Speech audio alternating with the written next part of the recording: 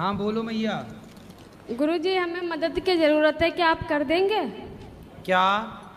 मेरे को घर से सबने निकाल दिया, क्या मैं आपको मदद कर देंगी आप मेरा?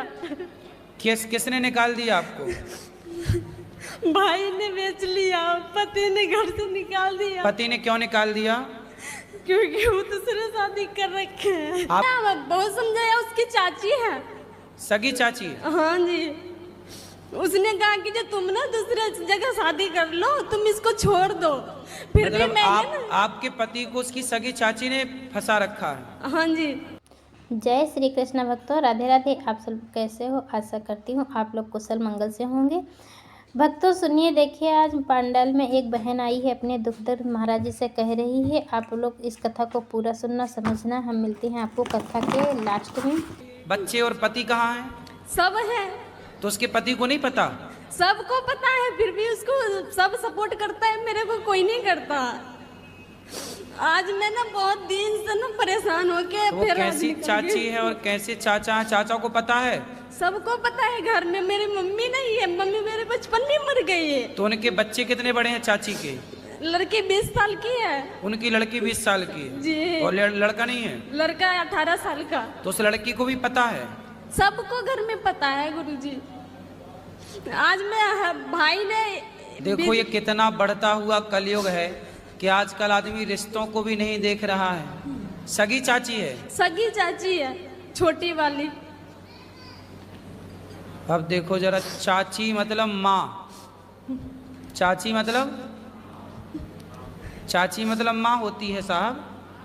जैसे भाभी है माँ, ऐसे चाची भी माँ है।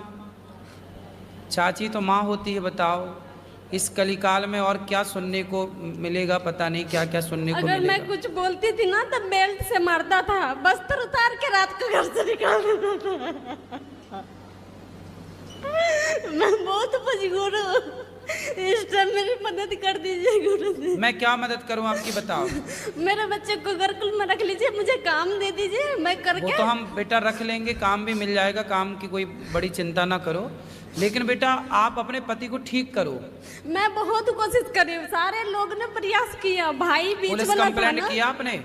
सब कुछ करके थक गई, फिर यहाँ में आ गई। अब मेरे से ना, मेरे अंदर शक्ति नहीं है कि मैं कुछ कर सकूं। चाची को आप ठीक कर लो, उसके दांत तोड़ दो 3-4, छाती में चढ़ो उसकी। तूने मेरा घर उजाड़ दिया, बर्बाद कर दिया तूने। ऐसी स्त्रियों को ना बिल्कुल दुर्गा बन के, काली बन के उनकी छाती पे मूंग धरना चाहिए। मैंने बहुत कुछ किया गुरुजी। क्या क्या किया आपने? बहुत उनके साथ लड़ाई झगड़ा, नंद भी बहुत बोली, पर उन्होंने कहा कि मैं कुछ नहीं कर सकती। चाची के दांत नहीं तोड़े आपने? मैं वो तो उनसे बड़ी थी ना, मैं उनको कैसे मार सकती? तब बड़ी थी तो वो तुम्हारे पति को फंसा ली, बड़ी छोटी अब क्या है? वो तो भाभी, चाची मतलब माँ ही थी, लेकिन अब उसने गलत तो किया है, और गलत किया तो गलत को फिर दंड मिलना चाहिए। फिर गलत करने वाला फिर छोटा और बड़ा नहीं होता, गलत करने वाला तो सिर्फ गलत होता है, उसे दंड मिलना चाहिए। उसने आपका बसा बसाया घर उजाड़ दिया। शादी को कितने साल हो गए आपकी? 12 साल। तो पति आपसे 12 सालों में कभी अच्छे से रहे हैं? शुरू में बहुत अच्छे थे, बहुत हाँ। बढ़िया, बहुत अच्छे से रखते थे, कभी घर से बाहर नहीं तो ये निकलने चाची देते के थे। साथ लफड़ा कब से शुरू हुआ? ये तो पहले से ही था, पर वो अपने इज्जत बचाने के लिए ना मेरे से शादी की है। अच्छा। ताकि उनके बारे में किसी को पता ना चले बाहर। निकाल दिया आपको? भाई ने बेच लिया, पति ने घर से निकाल दिया। पति ने क्यों निकाल दिया? क्योंकि वो दूसरे शादी कर रखे हैं। आपके बच्चे हैं? 3 है। बेटा बेटी क्या? 2 बेटी है, 1 बेटा है। कितने बड़े हैं बेटा? बेटा वहाँ बैठे हैं। कितना उम्र है बेटे की?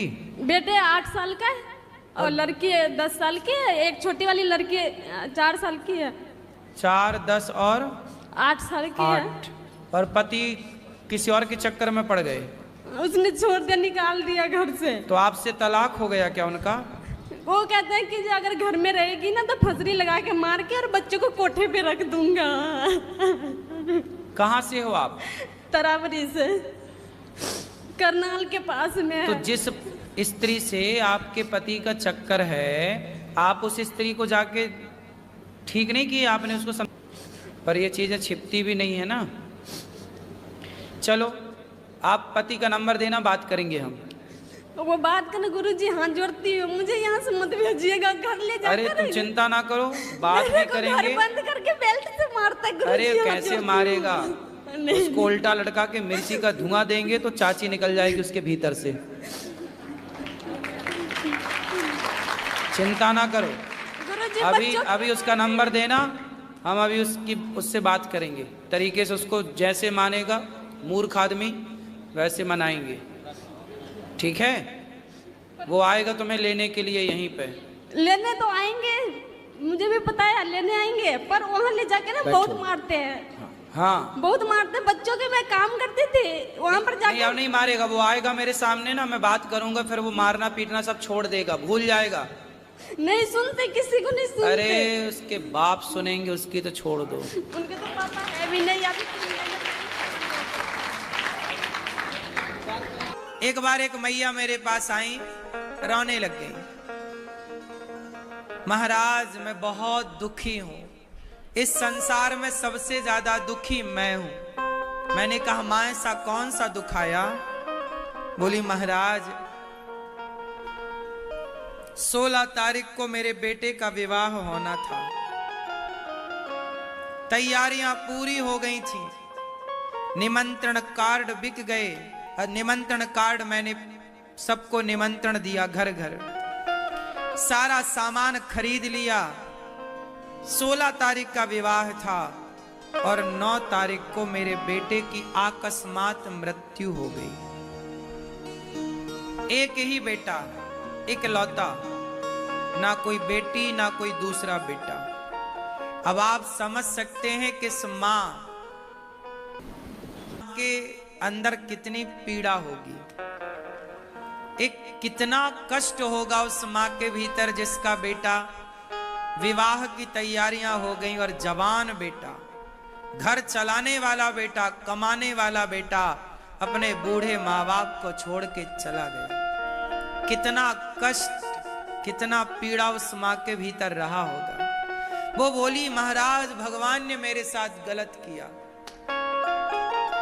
मैंने माँ को बिठाया, मैंने माँ से केवल 2 मिनट बात की और उस 2 मिनट में कुछ सवाल मैंने माँ से किए, कुछ सवाल माँ ने मेरे से किए। हम दोनों का संवाद हुआ। मैंने उस माँ से कहा माँ ये बताओ भगवान ने तुम्हारे साथ बहुत गलत किया, ऐसा तुम आरोप लगाती हो भगवान को।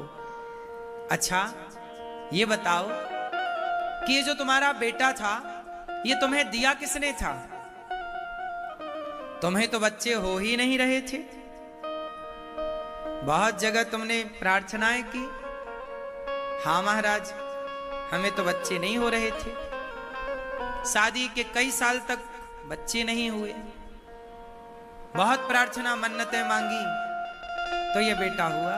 हमने कहा मां तुम्हारे भाग्य में संतान थी ही नहीं, तुम्हारे बच्चा था ही नहीं, पर तुमने पूजा की, आराधना की तो परमात्मा ने तुम्हारी पूजा आराधना स्वीकार की और तुम्हारी झोली कुछ दिन के लिए भर दी। 25 साल तक तुम्हारा बेटा तुम्हारे साथ था, तुमने लाड़ लड़ाया, दूध पिलाया, प्यार किया, परवरिश की। अब 25 साल तक तुम्हें मिला, तुम्हारे पुण्य से मिला, तुम्हारे भाग्य में था ही नहीं, फिर भी तुम्हारे भजन के प्रभाव से परमात्मा ने तुम्हारा भाग्य बदला और तुम्हें 25 साल के लिए पुत्र का सुख दिया। जो दिया था क्या उसके लिए तुमने धन्यवाद दिया कि हे विधाता 25 साल के लिए तूने बेटे का सुख दिया? ना देते तो तुम क्या कर लेती? तो ये बालक दिया किसने था? ये संतान थी किसकी? भगवान की। और गई कहां? भगवान के घर। जहां से जो आता है वहीं तो जाता है। नदियां समुद्र की तरफ ही क्यों बहती हैं? क्योंकि नदियों का जो जल है आया कहां से? समुद्र का ही वाष्पीकरण होता है, बादल बनते हैं, पानी बरसता है, तो वो जहां का था पानी वहां जा रहा है। समुद्र का ही पानी नदियों में होता है बारिश बन करके, और वो नदियां समुद्र में मिलती हैं। जो जिसका है उसी तरफ तो भागेगा। मुसलमान है मुसलमानों की तरफ भागता है, हिंदू है हिंदू की तरफ भागता है, भारत का है भारत की तरफ भागेगा, पाकिस्तान का है पाकिस्तान की तरफ भागेगा। दीपक जलाओ तो ज्योति ऊपर की तरफ भागती है, क्योंकि वह सूर्य का अंश है, सूर्य है अग्नि का मूल, तो वो अपनी ओर भागता है। तो भाई हम और आप किसके हैं? बोलो।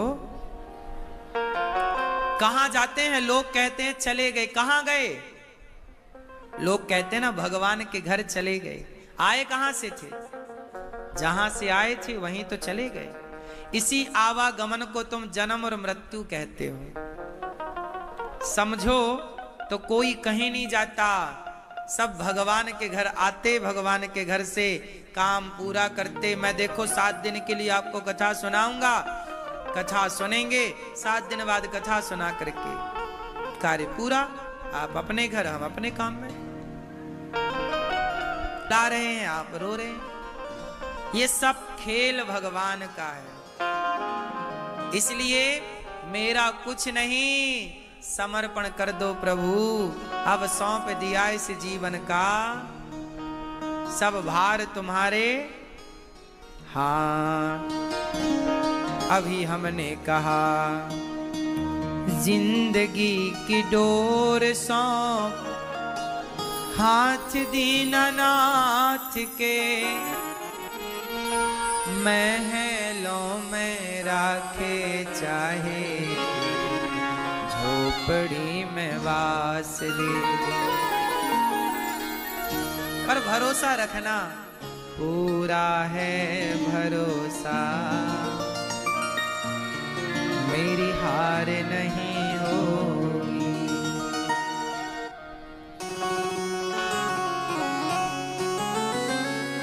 ये प्रार्थना दिल की बेकार नहीं होगी, ये प्रार्थना दिल की बेकार नहीं होगी, पूरा है भरोसा,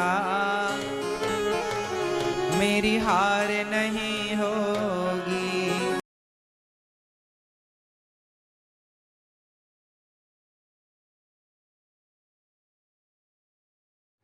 जय श्री कृष्णा भक्तों, राधे राधे। आप सब लोग कैसे हो? आशा करती हूँ आप लोग कुशल मंगल से होंगे। भक्तों, श्री अरुणोदयाचार्य जी की कथा में आप सभी का स्वागत है। महाराज जी के पंडाल में एक बहन आई है, वह अपने दुख दर्द महाराज जी से बता रही है। महाराज जी उस बात को सुनकर बहुत ही बेचैन और दुखी हो गए, भावुक हो गए हैं, क्योंकि वो बहन आई है, वो अपने पति के बारे में बता रही है। उसके पति उससे शादी किए थे तब बहुत खुश रहते थे। उसके 2 लड़की हैं, 1 लड़का है, वो भी बड़े हो गए हैं। अब फिर उसका पति उसे नहीं मानता है और उसका पति अपनी आंटी से प्यार करने लगा है और वो पत्नी को बहुत मारता पीटता है और बच्चों को भी भगा देता है घर से। बताओ, इस कलयुग में इतने इतने दिन दुख देखने को मिलेंगे। पता नहीं कैसा समय आ गया है जो व्यक्ति अपने बच्चों और पत्नी को छोड़ करके दूसरे से प्यार कर लेता है। महाराज जी इस बात को सुनकर बहुत दुखी हुए हैं और वो बहन वो कहती है, महाराज जी हमें आप अपने यहाँ वृद्धाश्रम में रख लो, मैं आपके यहाँ रहूँगी और यहीं पे माताओं की सेवा करूँगी, मैं अपने मायके नहीं ससुराल नहीं जाना चाहती हूँ। महाराज जी कहते हैं, ठीक है, मैं आपका भाई हूँ, आप मेरी बहन हो, आप यहीं पे रुकिए और आप अपने पति का नंबर दे दो, मैं आपके पति से बात कर लूँगा। और महाराज जी उससे कहते हैं जब वो नंबर देगी तो महाराज जी उससे बात अवश्य करेंगे, क्योंकि वो हर एक दुख दर्द, महिला हो या पुरुष हो या बहन हो, सभी का दुख दर्द समझते हैं, क्योंकि वो भी गृहस्थ में हैं। तो सभी की बातों को समझते हैं, बहुत ही अच्छे और नेक विचार वाले हैं। इसीलिए महाराज जी की कथाएं हमें बहुत अच्छी लगती हैं। आप भी सब लोग भी महाराज जी की कथाएं सुना करिए, क्योंकि महाराज जी बहुत ही अच्छी और ज्ञान वाली बातें बताते रहते हैं। हमें महाराज जी की प्रश्नोत्तरी बहुत अच्छी लगती है, इसीलिए बहुत ज़्यादा सुनते हैं। अगर आप चैनल पर नए हैं तो वीडियो को लाइक करिए, चैनल को सब्सक्राइब करिए, कमेंट में राधे